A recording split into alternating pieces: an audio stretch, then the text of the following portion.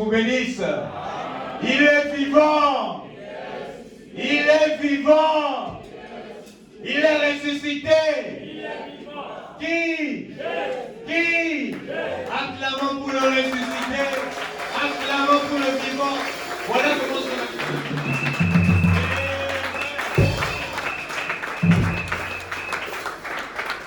Alors sans plus tarder, nous allons prendre nos Bibles dans Jean chapitre 3. On va lire quelque chose au nom du Seigneur. C'est quelque chose que vous connaissez bien.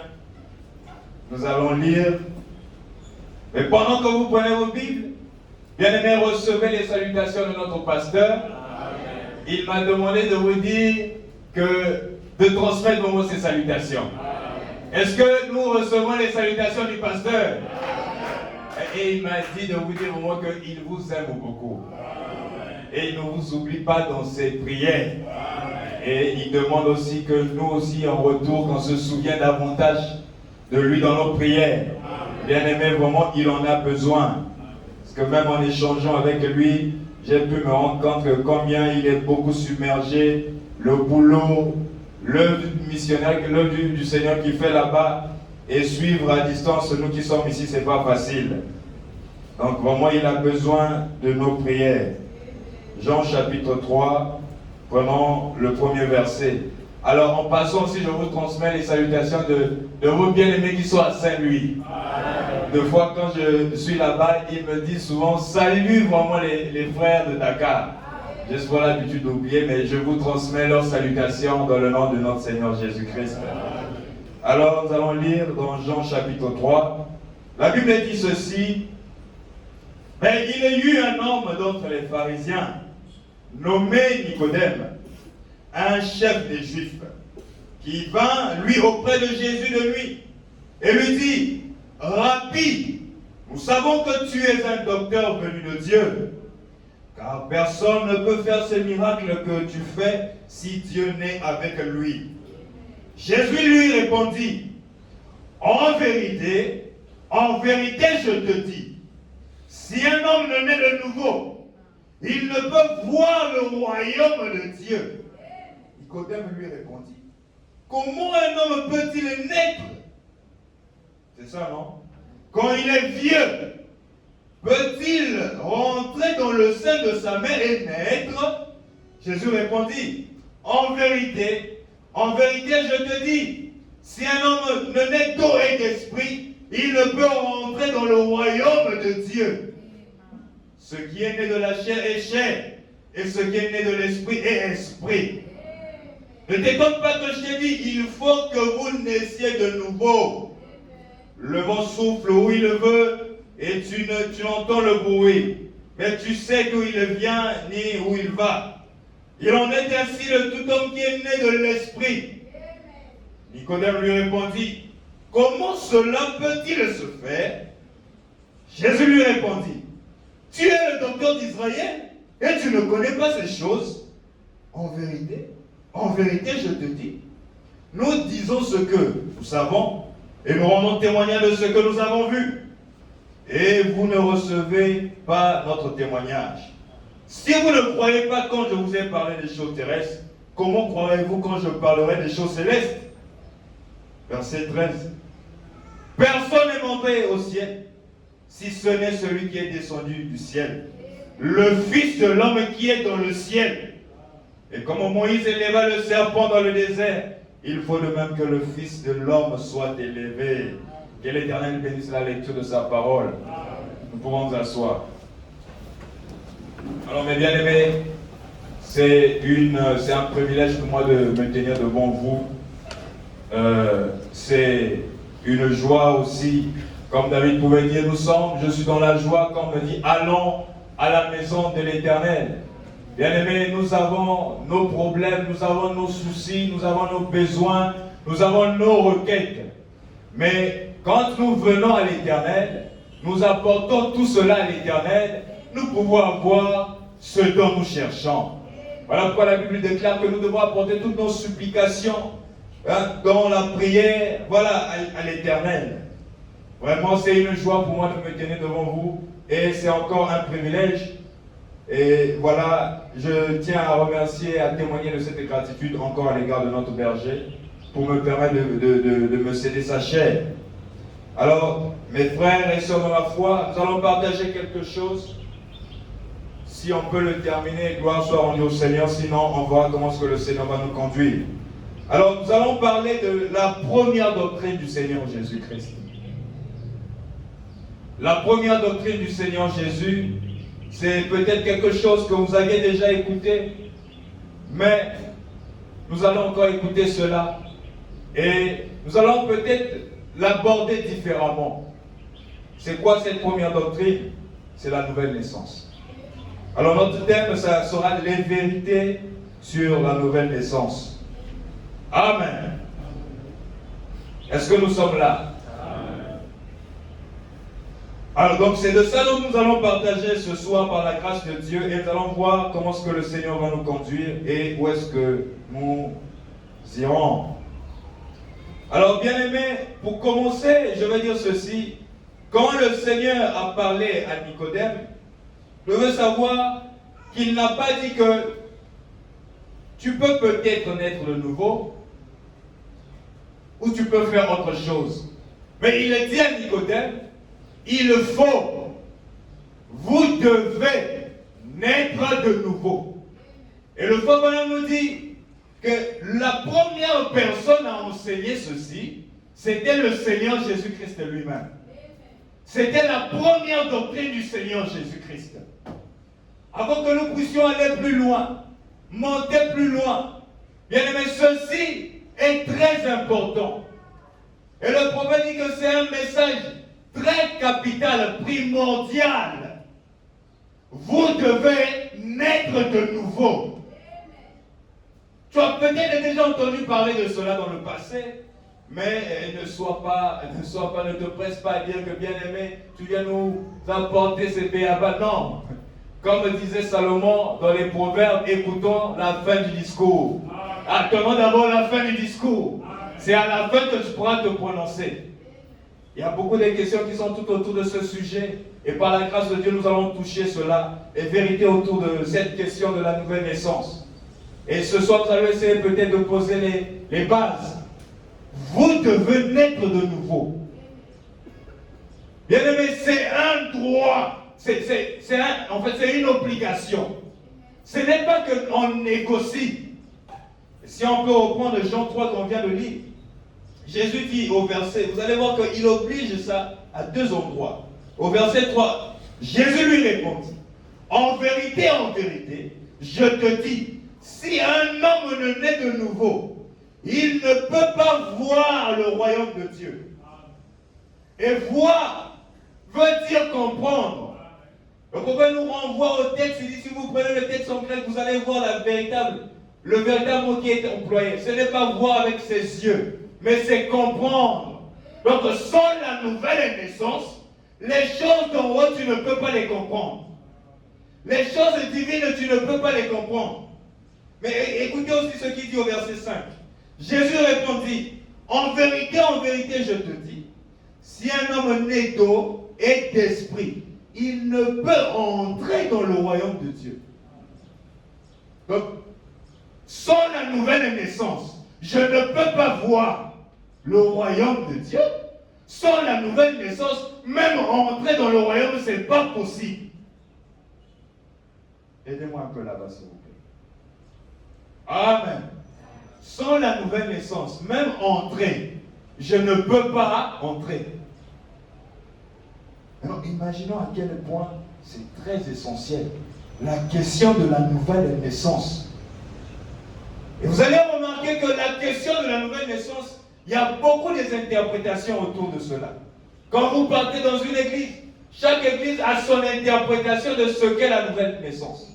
D'autres vont vous dire, quand tu as accepté Jésus-Christ comme ton Seigneur et Sauveur, tu es né de nouveau. D'autres vont dire, quand j'ai été baptisé d'eau, tu es né de nouveau. D'autres vont dire, quand j'ai cru, quand j'ai fait telle expérience, je suis né de nouveau. Mais laissez-moi vous dire que toute expérience n'est pas de nouvelle naissance. Nous allons venir là par la grâce de Dieu. Écoutons un peu ce que le prophète dit ici. Je prends, vous devez naître de nouveau au paragraphe 32. C'est prêché le 31 décembre 61. Le prophète dit ici, il faut que vous naissiez de nouveau, au paragraphe 32. Bon, moi je suis dans Voice of God, je ne sais pas si on aura forcément les mêmes choses. Mais je lis.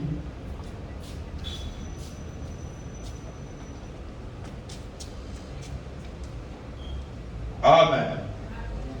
Alors, au paragraphe 32, il est dit ceci.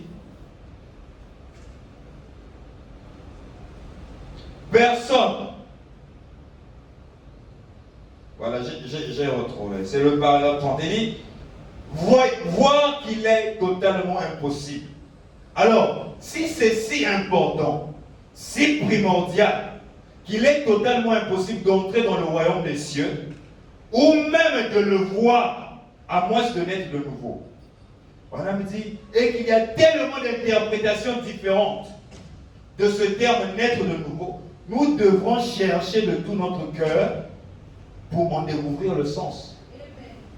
Nous devons chercher de tout notre cœur pour en découvrir le sens sur ce qu'est la question de naître de nouveau. Vous devez naître de nouveau. Quel est le véritable sens de cela? Est-ce que je peux m'en passer de la nouvelle naissance? Est-ce que je peux aller loin avec Dieu sans la nouvelle naissance? Mon bien-aimé, pour commencer, je dis non. Tu ne peux pas aller loin avec Dieu sans la nouvelle naissance. Vous devez naître. Et le mot employé en anglais de vous devez, c'est le mot must. Quand on parle de must, you must be born again. Must, c'est une obligation. On ne négocie pas. Jésus n'a pas dit que tu peux peut-être. Non, mon frère. Mais vous devez naître de nouveau. C'est une obligation. Alléluia. Et voilà me dit, il n'y a personne ici, paragraphe 31, qui veut aller dans les lieux de tourment. Est-ce qu'il y a quelqu'un parmi nous qui veut aller en enfer? Si tu es là, tu peux lever la main et le Seigneur voit ta main. Mais je ne pense pas que nous venons ici dans le but qu'à la fin, nous soyons perdus. Si nous venons, c'est parce que dans notre cœur, il y a un désir d'aller aux cieux. Et je lui dis que tu ne peux entrer sans la nouvelle naissance.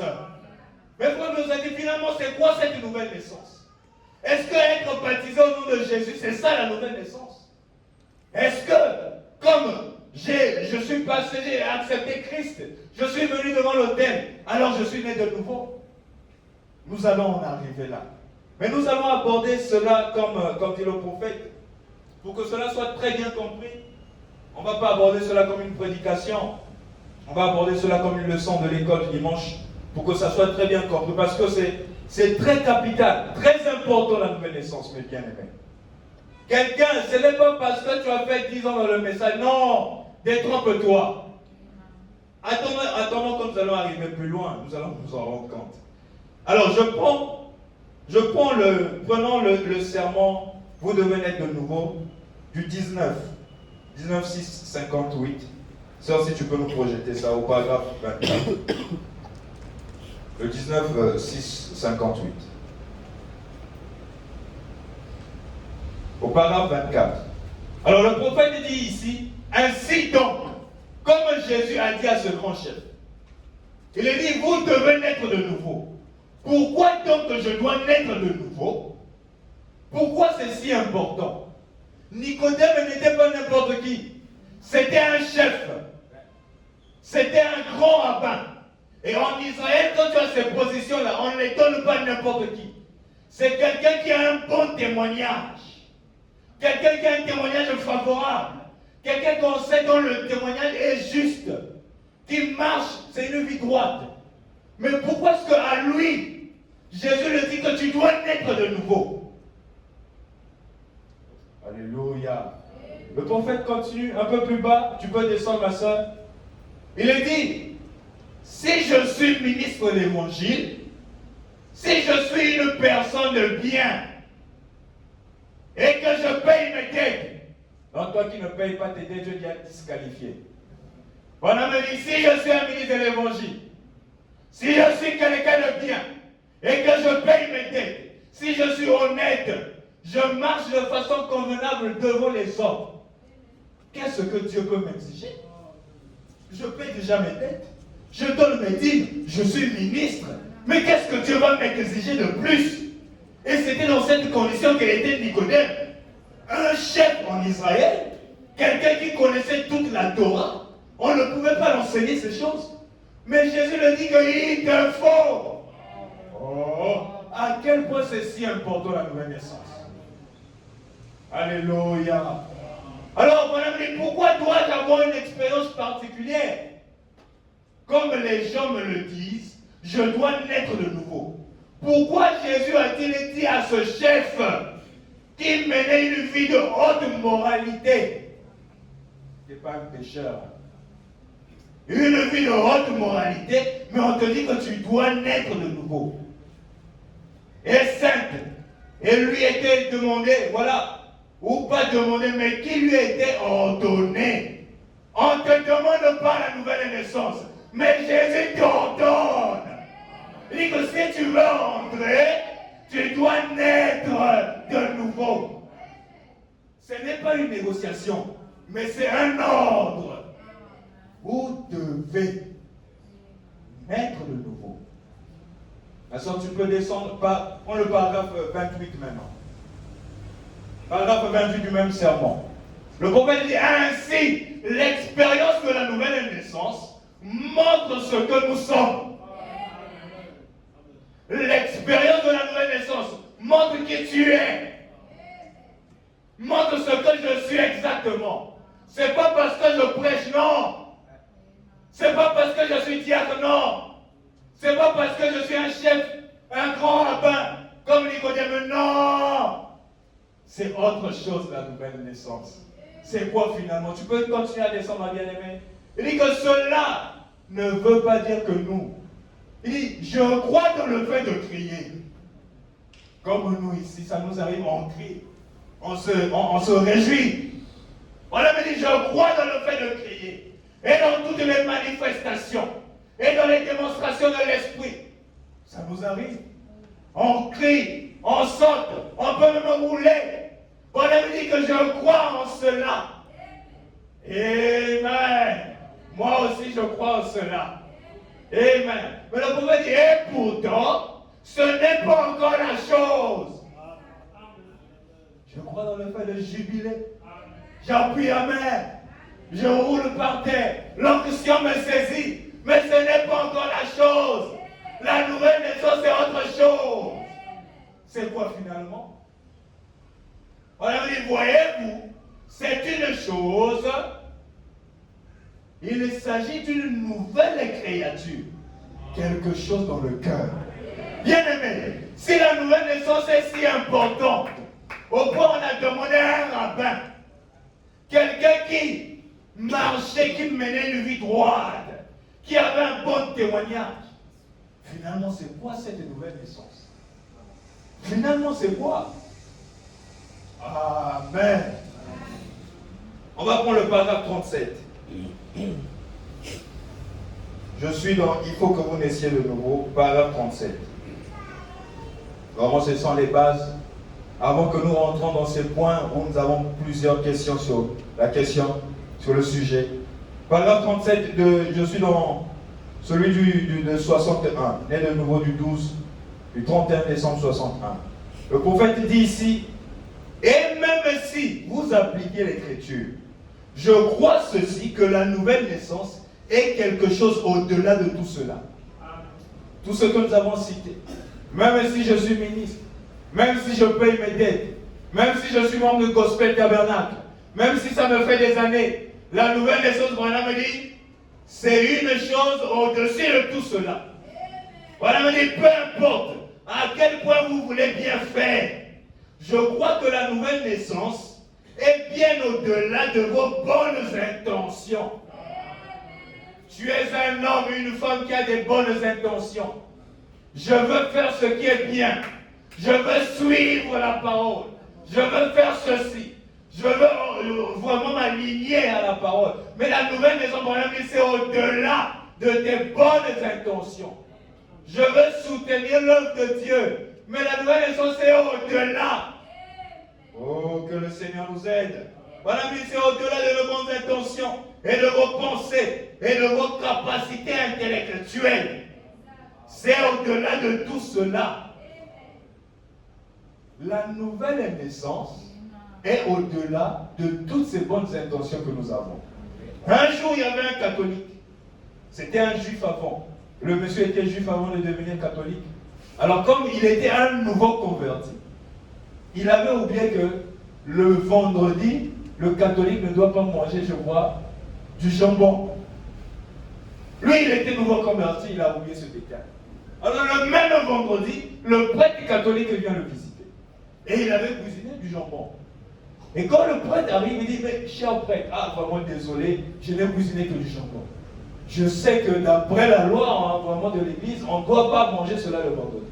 Mais, prêtre, je me rappelle, comme moi j'étais encore un simple juif, vous avez mis sur moi l'eau bénite pour que je devienne un chrétien catholique. Alors il dit, cher prêtre, prenons donc de la même eau, l'eau bénite, mettons cela sur du jambon pour qu'il devienne du poisson.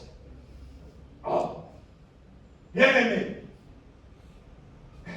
Alors le prophète nous dit, oh bien aimé, s'il ne s'agit pas d'appliquer comme on fait, de te verser une eau bénite pour que tu deviennes la chose, non. Amen. Ça fait sonner comme une plaisanterie, mais la nouvelle naissance, ce n'est pas que en fait, on te verse quelque chose où tu deviens. Non, non, non. Même si on versait, le jambon ne deviendra jamais du poisson. Mais la nouvelle naissance, comme a dit le prophète, vous devenez une nouvelle créature. Mais alors pourquoi c'est si important, la nouvelle naissance? Commençons par là. Pourquoi la nouvelle naissance est si importante? Pour commencer, c'est que tu dois savoir, nous sommes nés dans le péché. Nous avons été conçus dans l'iniquité. Donc pour commencer, nous sommes des pécheurs. Pour commencer, toi et moi, nous sommes coupables. Et nous sommes condamnés. Prenons Psaume chapitre 51. On va lire ça. Les 10 moments, c'est une leçon, l'école du dimanche, on va, avant que nous puissions. Psaume chapitre 51, le verset 5. La Bible dit ici dans Psaume chapitre 51, verset 5. Alors, la Bible dit, car je reconnais mes transgressions et mon péché. Et mon péché est constamment devant moi. Il dit, j'ai péché contre toi seul. Et j'ai fait ce qui est mal à tes yeux. En sorte que tu seras juste dans ta sentence. Sans reproche dans ton jugement. Verset 7. David dit, voici, je suis né dans l'iniquité. Et ma mère m'a conçu dans le péché. Bien aimé, pour commencer, ta nature, c'est une nature pécheresse. Je suis né dans le péché. Je suis né dans l'iniquité. Cet acte qui t'a mené à la naissance là, c'est un acte de péché. Ce qui fait que par la première naissance, tu ne peux pas entrer dans le royaume des cieux.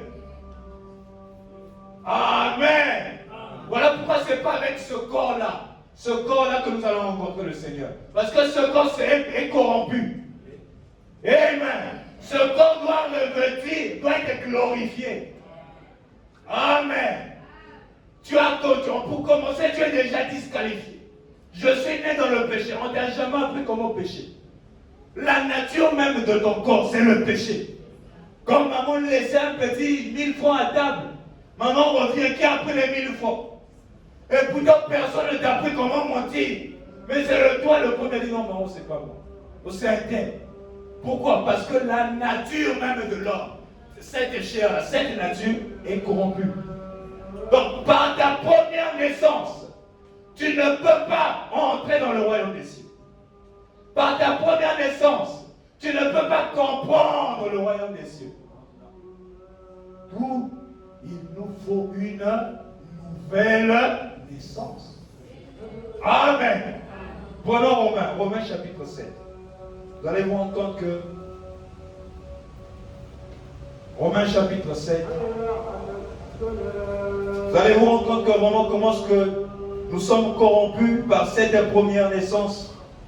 Bien que tu peux avoir le désir, les bonnes intentions de faire le bien, mais par cette première naissance, tu es déjà vaincu. Amen.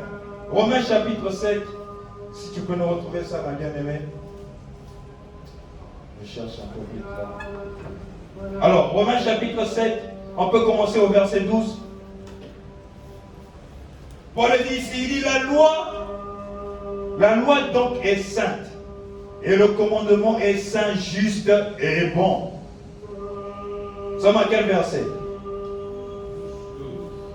J'ai terminé verset 12. Verset 13 maintenant. Il dit, ce qui est bon a-t-il donc été pour moi une cause de mort?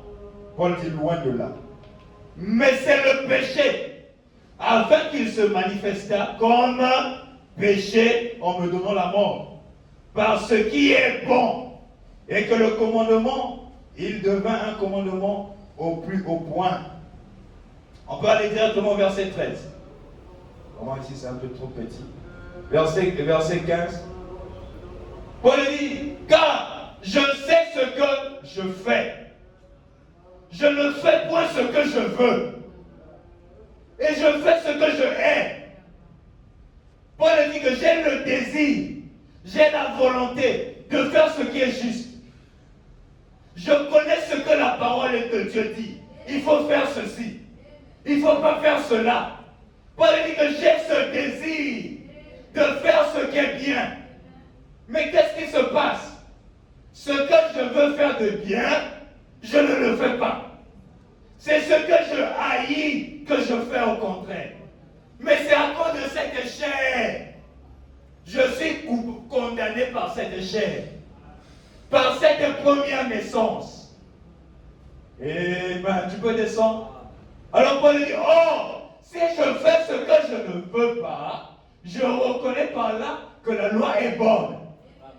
Et maintenant, je n'ai plus. Il dit, je n'ai plus moi. Ce n'est plus moi qui le fais. Mais c'est le péché qui habite en moi. Tous tels que nous sommes là. Qui ne veut pas suivre la parole de Dieu? On veut suivre, on veut se conformer aux préceptes de la parole. Mais la même personne à qui on dit, ça ne fait pas ses contrats à la parole, te voilà demain aller refaire les mêmes choses. Pourquoi? Parce que c'est la nature de cette chair-là. C'est ta nature qui est comme ça. Le bien que tu veux faire, tu ne le fais pas.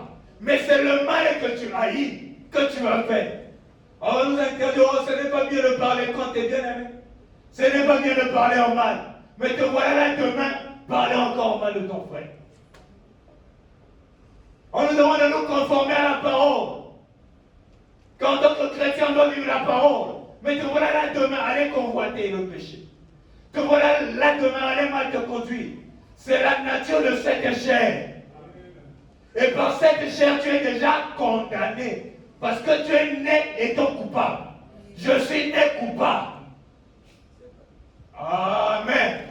D'où l'importance de la nouvelle naissance.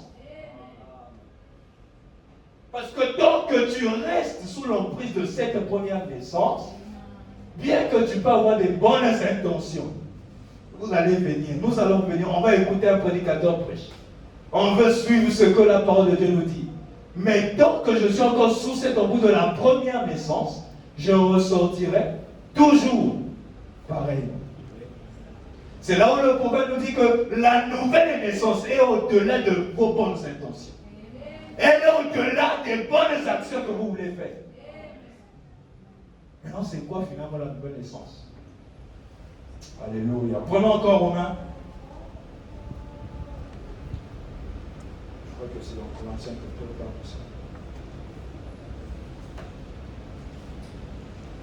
Prenons.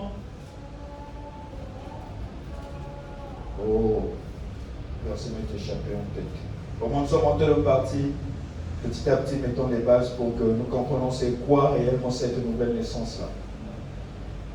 Alors, on va prendre Jésus-Christ est le même hier, aujourd'hui, éternellement.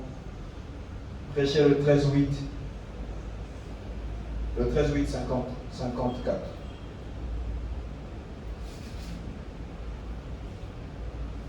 Au paragraphe 5. Vous devez naître de nouveau. Il est si impératif, si important pour toi et pour moi de naître de nouveau. Parce que sans la nouvelle naissance, entrer ce n'est pas possible. Même voir ce n'est pas possible. Jésus-Christ est le même hier, aujourd'hui, éternellement, du 13-8, 54, paragraphe 5.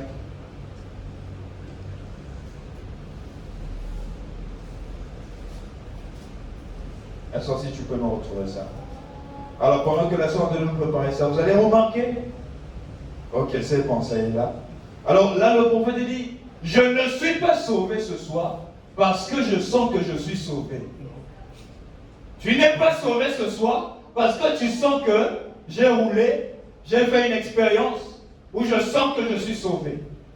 Mais pourquoi est-ce que je suis sauvé? Voilà, mais je suis sauvé ce soir pour avoir accompli les conditions de Dieu selon sa parole. Amen.